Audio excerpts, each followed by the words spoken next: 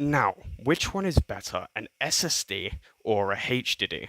And which one is actually worth buying?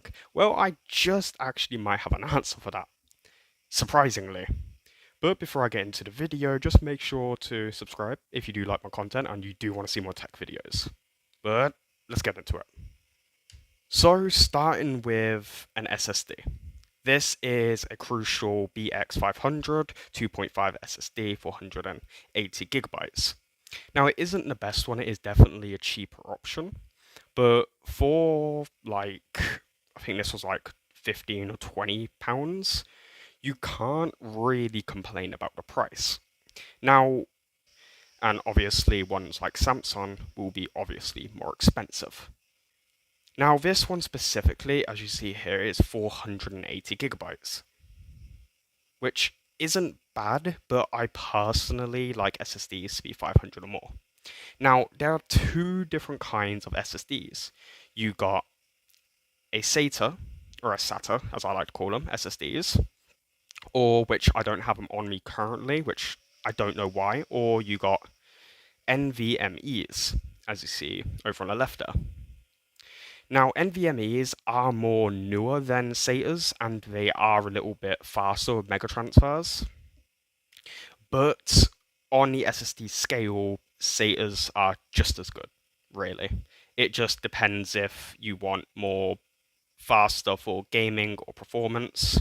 But in my personal opinion, a 500 gigabyte or even a 480, a decent SSD SATA will do the job perfectly fine, really. It doesn't matter too much on that scale. Some people prefer NVMEs, some people prefer SATAs. It's really just down to your own preference. Now, NVMEs are a bit more expensive, um, but yeah.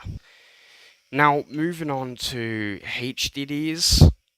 Now, HDDs are good hard disk drives, but the only problem is that they're older.